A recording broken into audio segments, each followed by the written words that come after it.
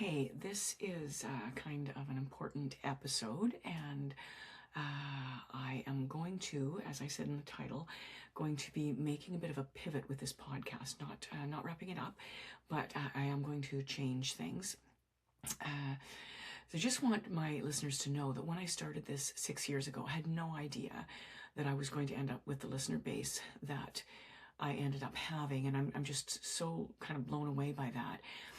I was really just thinking, okay, I need to somehow help out with the COVID lockdowns that we're in the middle of, and what does that look like for me? Well, I have something I can offer, and this is how I'm going to do it. So I had no idea I was going to grow a podcast that would have such an amazing listener base, not just numbers wise, but just parents that I'm so impressed with that just want to grow and to show up, to be here, and to be gleaning what they can from me and from my guests and from my co-hosts. I'm just amazed at the people and their commitment. I've often been told, I just feel like I'm sitting across the table from you, or I just feel like I'm having a cup of tea with you. And so the other part of my gratitude goes to, I'm just so honored to be part of your stories. I'm going to be putting this episode up on my podcast. I'm also going to be putting it up on my YouTube channel, because that is what I'm pivoting to. So I am going to park Make Joy Normal as we know it right now. And all the episodes, except the ones that are not evergreen, I'll take those down. But all the evergreen episodes, which is the vast majority, will just be parked and available. I'll put a link in the show notes that's an evergreen link that will take you to podcast episodes that are listed by topic, so that if you want to find your way around, or you want to look for specific things in the podcast, that's easy to do. The other thing that is possible is if you get to my podcast, most people listen by Apple Podcasts is the most popular one, but all the other podcast platforms, if you actually go into the Buzzsprout platform, they have a search bar. I'm not sure which platforms have that other than Buzzsprout. I know Apple doesn't.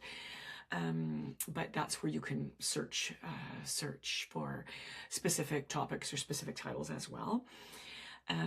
It's been really interesting to watch sort of things unfold as I've done this podcast. So one of the things that I've noted is it is a very homeschool specific podcast, although I've addressed lots of topics that aren't homeschool specific. But all of the questions, I would say 99% of the questions that I get are all family life oriented. They are not homeschooling specific. And as it turns out, I have also apparently a lot of listeners who aren't homeschoolers. I get people reaching out to me and saying, I'm not a homeschooler, but I like to listen to some of your topics, or really resonate with me. So that is what I'm doing. And I thought I would just share I have several reasons why I'm making this pivot, but the two that are kind of the most significant, one is that this is a ministry. I never want to hammer the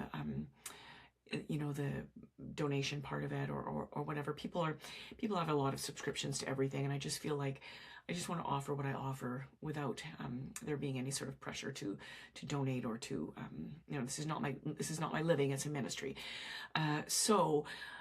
But it is actually costing me quite a bit to put it out, and YouTube will streamline both the production of the episodes and also the costs of the episodes, so that I feel like I can bring more to it, and not be thinking about what this is, the resources that's using up for our families. That's the main reason.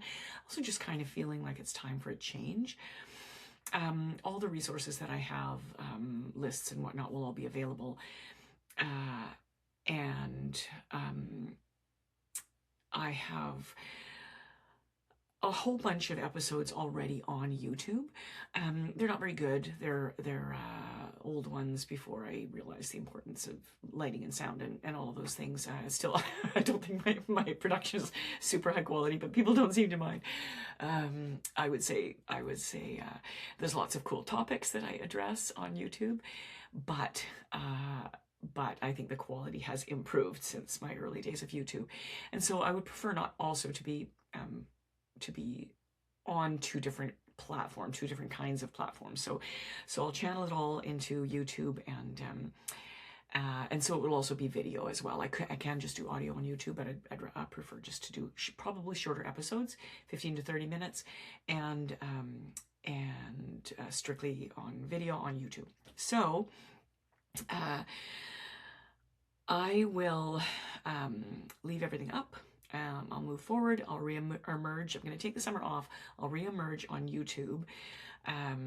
Don't know if I will change the name, but you all can sign up. I'll put the link to my YouTube channel in the show notes, and you guys can all sign up. If you're watching this on YouTube, you're obviously already dialed into what I do on YouTube. My intent, though, is to do a little series, right? So maybe a series of 6 or 8 or 10 episodes that address particular topics. Some of those will be homeschool oriented, some will not.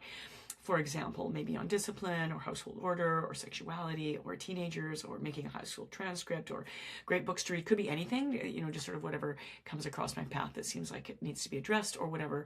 Again, people will be able to reach out with questions. So if I have questions, but I'd like to kind of break it down into shorter episodes and address it more thoroughly. Again, make sure you subscribe to the YouTube channel if you want to keep following along. I would love to see you all over there. My intent is to start up in the fall. However, I'm quite spontaneous, and I suspect I'll be releasing a few things over the course of the rest of spring and summer. God bless you all. This has been an absolute joy in my life to interact with so many parents, and I hear from parents a lot. I'm just so grateful for you and for what you do, and God bless you, and I'll see you up on YouTube.